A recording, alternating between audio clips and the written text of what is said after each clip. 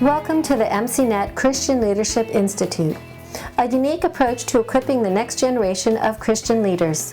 CLI is an initiative of the International Ministry Coaching Network and implements a competency-based mentorship for ministerial training.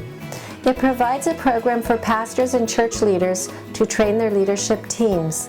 This podcast series is designed to equip you in how to use the materials and implement this training within your church or organization.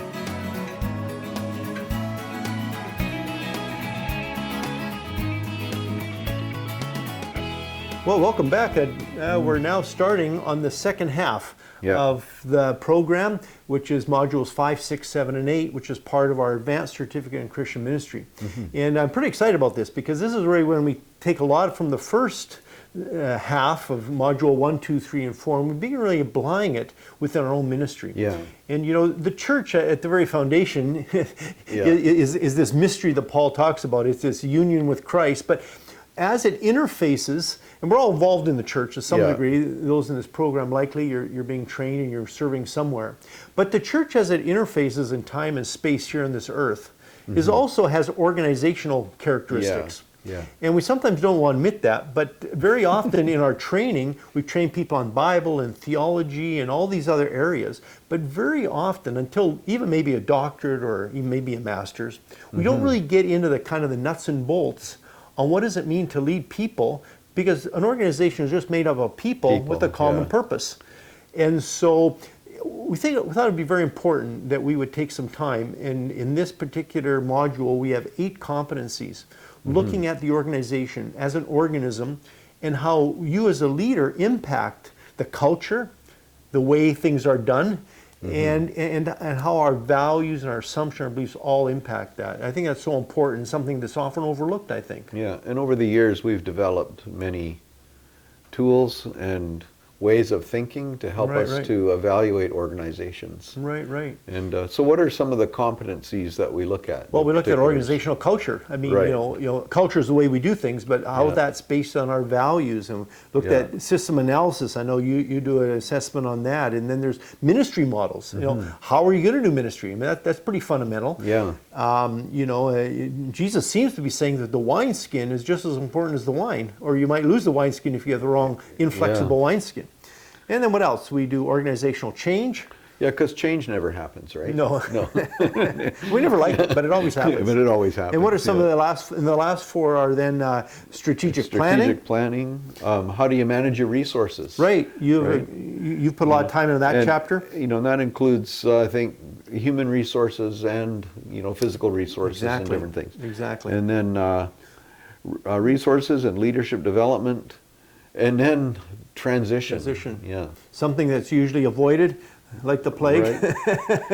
People hanging on, but what does it look like to make a transition? And we have some great material from a guy we know who's Cam Taylor. His whole ministry on here. And so that's kind of in a nutshell. We do 8. It's kind of a substantial module, this one. But it really is important. I think you're going to find it very practical, and it's really going to help you put some nuts and bolts, put some practicality into your ministry and how you do your ministry. And so I hope you'll be able to join us for this whole series and this whole module.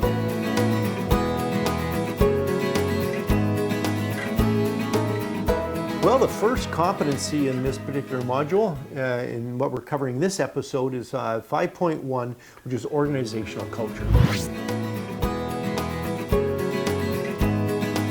And often, you know, we think of ethnic culture, and we have, you know, teaching on that and cultural intelligence and that sort of thing. We've talked about that in the first half of the program. But organizations also have a culture. The way, and culture can be just defined as the way we do things around here.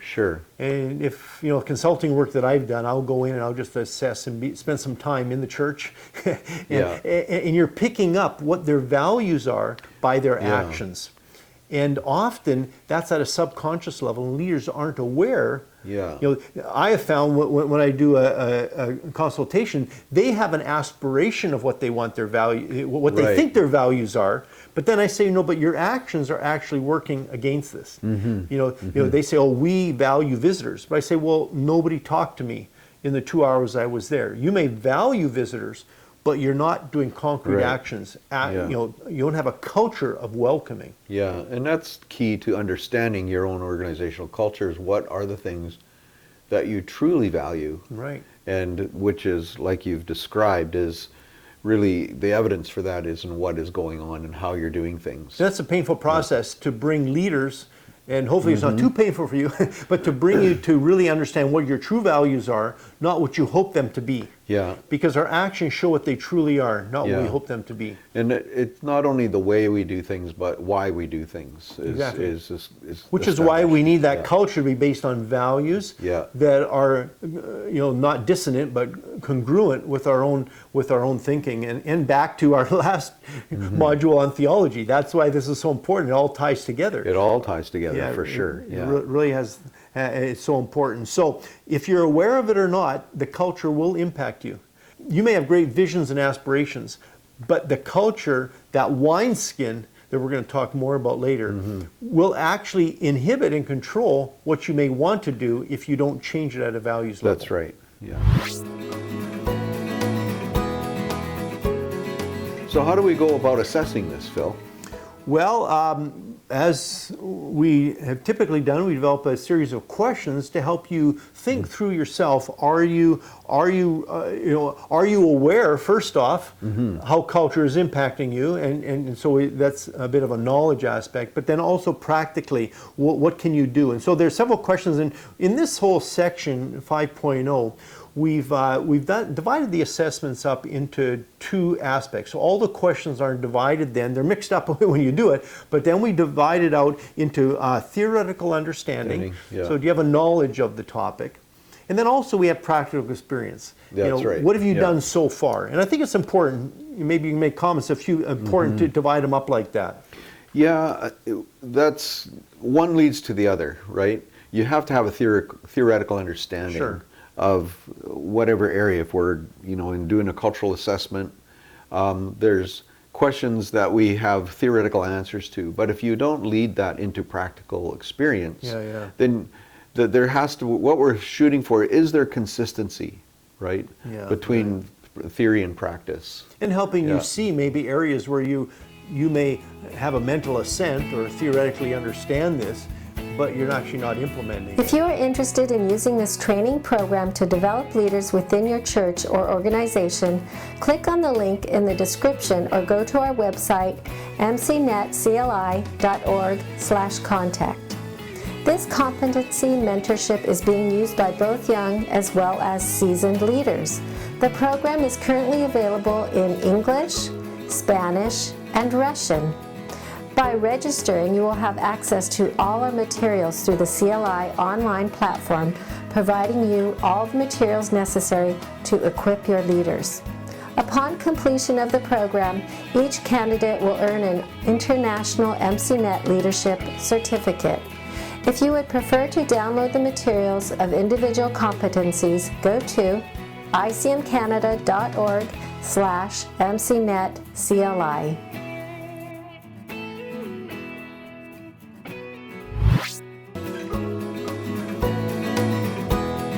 When it comes to the readings, we have several different unique tools that we've developed over the years, you and I. And we have a coaching guide, which you've heard of, we've used before, but this is really to help you bring, and this chapter is on bringing about change. How do you change the culture? How do you move a group of people who have certain values, but those actually maybe are contrary either to biblical values or they're contrary, so their actions then are maybe congruent with their values, but you have to, at a values basis, change that in order to change the outward actions. It's a typical thing when a church wants to change, say, to the pews or the time of service they have, or all these very practical things. All of a sudden, you start to make that change on an outward level, and not realizing that there's some inward deeply held beliefs which are causing people not to want to make that change. Yeah, you know, that's what's going to be required in any organization is that there is changing. You know, I used to have a mentor who said that the message never changes, but the package does. Yeah, yeah. And so there's always some kind of requirement for change. How do you implement that at the deepest level? And we really walk through. We don't say you should do it, but we actually have some very practical tools to help you think through what change has to happen and what leaders need to do in order to bring about that change. And there are certain things as leaders that we can do and that we must do, because we are really the change agents typically. And how do we bring people with us? Not saying I'm the leader, you know, and pushing through, but using the same, you know, values we have of servant leadership. How do I serve a group of people? How do I serve my organization? How do I serve my church? By helping them be more congruent with their values and their actions. Yeah. And that's really what the reading is about. And we also have an organizational planning guide. So we have also the material, I should say, Coach's Consultant, which is some stuff I put together for consulting work, and it's a kind of an overview. And part of this is how you bring about cultural change within an organization. And then also the organizational planning guide, which we did years ago. It's kind of a 4-day or a 4-step process. Yeah. And that's been, you know, very helpful to help you do an analysis of a group and bring about change in their goals and their strategic planning, etc. Yeah, and there's a particular section in there that is centered on assessing exactly where the culture is and having a good understanding of it, so you know what needs to change or what doesn't need to change. Right. And if you as a leader are not aware of that, it's actually going to be to your detriment, because it will then actually limit you and bind you. Even though you might not even be aware of it, it's going to impact you. Yeah.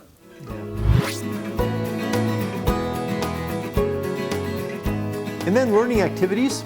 We as we mentioned, the coaching guide, we have a lot of different questions there, and we have also some stuff, you know, questions regarding how does a leader impact culture. You have questions there, and that's really important, you know, because as we mentioned, leaders do impact it. And sometimes not necessarily the positional leader, the one that has the position. Right. Sometimes it's key people within the church, and you better be aware who the real leaders are. Yeah. That's right. And so that's so important. And then how do we reinforce positive culture? And we talk about in OD, in organizational development, we talk about how do we then mitigate negative culture, things that are working against our purposes. The whole point is that our culture, based on our values, should be reinforcing and fulfilling the purpose and the plan that we have. And of course, the church, we know what the purpose and plan of the church is. Sure, yeah. And so are we going there?